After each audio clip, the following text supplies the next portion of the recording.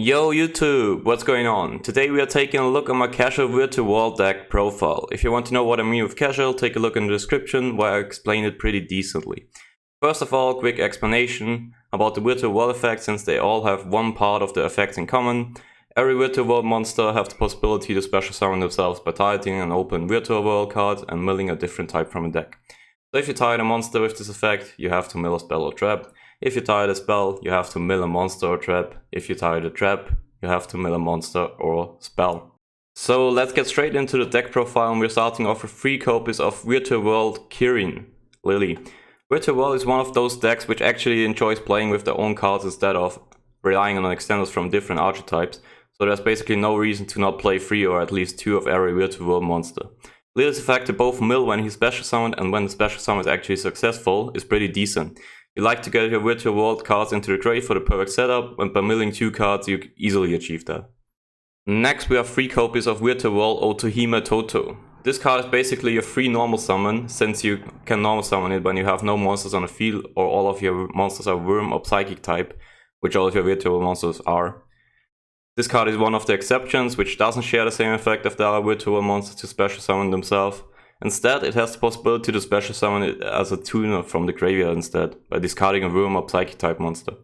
Which is also a good reason why you want this card to get into the graveyard real quick. Then we have 3 copies of Virtual World Roshi Lao Lao. When this guy is special summoned, you get to special summon now a virtual world monster from your graveyard, except the one you may have milled with this effect. This effect is one of the best combo pieces in the deck, since it's quite easy to get your grave set up and get out 2 cards immediately. And when you already have Virtual World Hime Nyan Nyan in the grave, it is easily 3 special summons out of 1 card, since Nyan Nyan can special summon itself as well, while we are getting to Nyan Nyan later. The next monster is the most important part of the deck, and also the most expensive out of all Virtual Worlds, Virtual World Maihime Lulu. This card is the searcher of the Virtual World archetype, but it does not only search monsters or spells, it's capable of searching whatever you need. Titling one of your open Virtual World cards, you get to mill a different type from your deck and add the 3rd type to your hand. So you can basically search any type of Virtual World card with Lulu, and that's why this card is always a solid 3 copies in your deck. Next on the list we have 3 copies of the earlier mentioned Virtual World's Hime Nyan Nyan. Like 2/2, Nyan Nyan isn't able to special summon itself from the hand but from the graveyard when a level 3 monster gets special summoned onto the field. By doing that, this card is special summoned as a tuner and gets banished when it leaves the field. So you always want to get this card into the graveyard because it has basically no other use. This card getting banished afterwards isn't half bad, since it also has an effect to shuffle back one of your banished Virtual World cards into your deck when Nyan Nyan itself gets banished. And a lot of your cards actually like to get banished from the graveyard, so you can set up your deck again with Nyan Nyan, shuffling them back into the deck. Next we have the last Virtual World main deck monster, which is Virtual World Gigi, which we are also playing 3 copies of. His effect itself is actually kinda slow, since you're able to retrieve one of your Virtual World monsters from the graveyard, but only during your end phase. So the reason why we play 3 copies of that is because it's still a free special summon and a possible target for your other Virtual World cards. So moving on to some other monsters I like to play in the deck, which are Psychic Tracker and Psychic Wheeladder. The reason why I play this card is because they easily special summon themselves, since half of the Virtual World monsters are level 3. If you don't know, these guys are able to special summon themselves if you control a level 3 monster on your field. Those guys are here to go into level 6 Synchros. With those 2 guys it's actually pretty easy to do that. So I play 2 copies of each of those, and since Virtual World really likes to go into Ultimate Tzolk'in, with those 2 guys it's pretty easy to go into level 6 Synchros and use your main deck monsters or Synchros to go into Ultimate Tzolk'in. So heading over to the spell and traps, we are starting off with 3 copies of the best Virtual World spell, Virtual World Gate King Long. This card allows you to banish one of your cards in your graveyard in order to target one monster the enemy controls and negate its effect till the end phase. But the best part is the graveyard effect, where you can banish this card and add any Virtual World monster from your deck to your hand and then discard 1. So you basically can search, for example, Nyan Nyan and immediately mill it to set up your grave, or if you already have Nyan Nyan in your hand, you can add whatever Virtual World monster you need right now and discard Nyan Nyan, which would be dead in your hand anyways. So basically you're setting up your grave, get your resources you actually need. So basically this card is insanely good. The next Virtual World spell would be Virtual World City Kowloon, which we also play 3 copies of since it allows you to activate a Virtual World spell or trap directly from your deck, which is pretty good. It also has some bonus effects based on the Virtual World spell and traps you control, but those aren't really the main reason you want to play that card. But quickly going through those, if you have 2+ in your spell and trap zones, you can give your Virtual World monsters 200 attack this turn. If you have 3+ cards, you get to mill 3 cards from your deck after resolving the card to mill like something like Nyan Nyan, King Long to set up your grave. And if you have 4+ cards, you get to special summon up to 4 different Virtual World monsters from your extra deck, which basically is a free storm with a lot of good extra deck monsters. Next, I'm playing 3 copies of Foolish Burial Goods. This card is kind of self-explaining. You want your spells and traps in a grave because of their good graveyard effects, and that's what this card is here for. I play 3 copies, but 2 should be fine as well, since you are able to mill your spells traps with your Virtual World monsters as well. Then we have 1 copy of Emergency Teleport, basically a free special summon for either Lulu or Nyan Nyan, but the main target would obviously be Nyan Nyan, since the effect of Lulu isn't applied when special summon like that. So it's an easy way to have a target for your other Virtual World monsters effects without using a normal summon yet. Then we have 1 copy of Upstart Goblin, draw 1 card, that's it. Who doesn't want to draw 1 card? Am I right? Next is 1 copy of Monster Reborn. Why? Because it's simply a good card and also a good combo piece. Heading over to the traps, where I play 3 copies of Virtual World Gate Yugioh. This card allows you to return 2 banished Virtual World cards back to your deck in order to destroy 1 card your opponent controls. But its main use is the graveyard effect, where you can target one of your Virtual World monsters and either increase their level rank by 3 or decrease their level rank by 3. Which gives you a lot of opportunities to make different synchro plays or even Xyz plays, but it's pretty easy to special summon Sulking with it, and that's probably the main use. The last card in the main deck is 3 copies of Virtual World Gate Shanwu. Its effect on the field, where you can change one monster's battle position, isn't really good since it's a battle phase only effect, and even without it, it wouldn't be that good. But its graveyard effect is pretty strong, where you can special summon any Virtual World monster from your graveyard simply by discarding a card afterwards. Not only you are able to get a free monster from your grave, but also set up your graveyard again by, for example, discarding Nyan Nyan or King Long. Then we head over to the extra deck, where every card I play is a one-off. The first monster is Yugioh Final Sigma.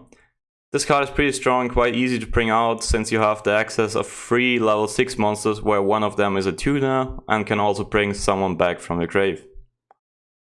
The guy I mentioned is obviously Lao Lao. With Lao Lao, this guy is basically a 1-card combo if you use Lao Lao and get back Tutu. So why not play him?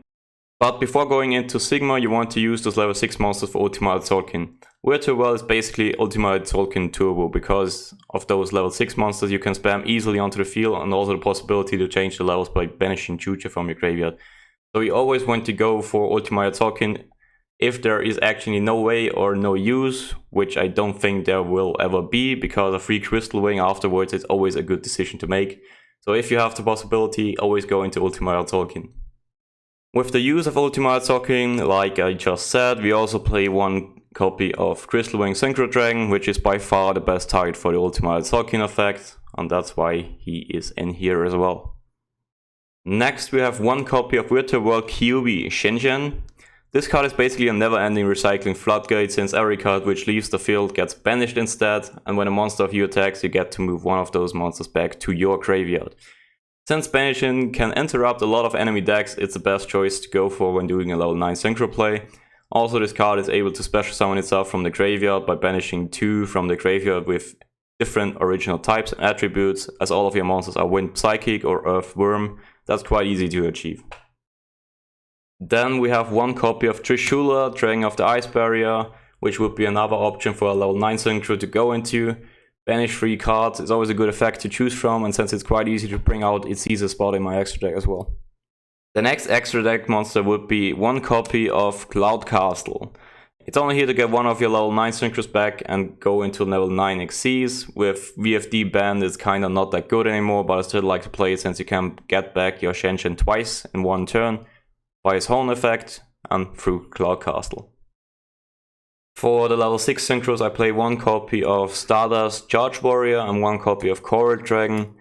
Since they both have the effect to draw 1 card whether on their summon or when they leave the field, and since you want to go into Ultimate Assaulting anyway, why not draw a card on your way to do that?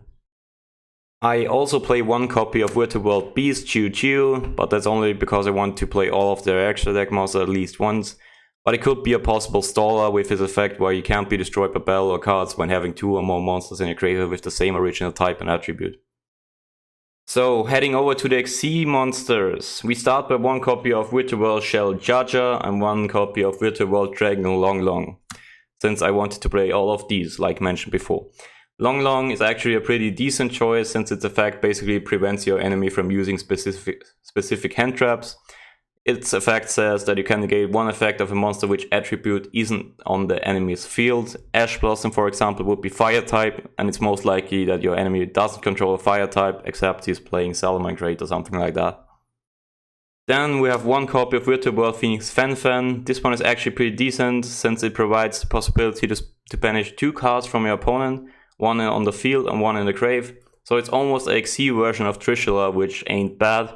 And it also has a floating effect. When it's destroyed by battle or by card effect, you get to play 2 Virtual World monsters from your deck with the same type and attribute, but with different names. The second level 6 Xyz monster would be number 39, Utopia Beyond. This card is pretty strong since it beats over anything which isn't unaffected by card effects by simply putting the attack permanently on 0. As a substitute for VFD, I play 1 copy of 9 Lives Cat, which is apparently a TCG only. So if you're watching this and you're not playing in the TCG, I'm sorry. What it does, it protects your monsters which got special summoned from the graveyard. For example, if you special summon Shen with its own effect, 9 Life Cat prevents him from getting destroyed by card effect. The other effect is basically detach 1 Xyz material and use 1 copy of Monster Reborn on the enemy's graveyard, or get yourself 1 level 9 monster from your graveyard, so basically a Cloud Castle, which ain't bad. And the special summon monster is then also protected by a 3300 def card, which is pretty hard to beat over. And last but not least, we have the last extra deck monster in my deck profile, which may be weird to some of you guys, but I actually do really enjoy playing it. It's 1 copy of number 77, the 7 Sins. This card is actually pretty damn strong since you always try to get out Ultima Yasaukin. This card sees play in my extra deck. But why? By summoning Ultima Yasaukin and using its effect to play Crystal Wing, the card itself has done its work, at least in my deck profile, since I only play 1 target for Ultima Yasaukin. Ultima Yasaukin is considered a level 12 monster by being on the field, so it's pretty easy to go into number 77 by using Talking and basically Shen, which got his level increased by Chuche. If you increase the level of Shen with Chuche, Shen is level 12, so you can easily overlay it with Ultima Yasaukin to go into number 77. I don't say it's a must-have, but it's definitely a good way to get rid of your opponent's card, since it's actually able to activate its effect because it wasn't summoned with his alternate summoning condition, which would prevent the card to activate its effect the turn it's summoned. The effect itself is to banish any special summon monster your opponent controls by simply detaching 2 materials, which is pretty huge since it's a non-target banish. Also, you get to add 1 of those banished cards as Xyz material, so you can use the destruction effect once as well, where you can detach 1 Xyz material instead, this card being destroyed. Also, minding the fact it's a 4000 beat stick is pretty huge as well. Another good thing is that when you're using the effect, you're getting your Shen back into the grave immediately, so you can get him back next turn and you don't waste too much resources. I personally consider number 77 as game finisher anyways, so that wouldn't matter at all. So that was my deck profile of my casual Virtual World deck. I really hope you enjoyed it and be hyped about some other deck profiles in the future. I'm going to list up 3 decks in the video description, which I make a new video from next time. Since I'm using my IRL decks for this format, there's currently a limit of how much and which ones I can actually do. But there's actually quite a lot to choose from. So let me know in the comments below what you want to see next. Next you're going to see some gameplay of the deck, and at last the full deck list again showing in Edo Pro. See ya!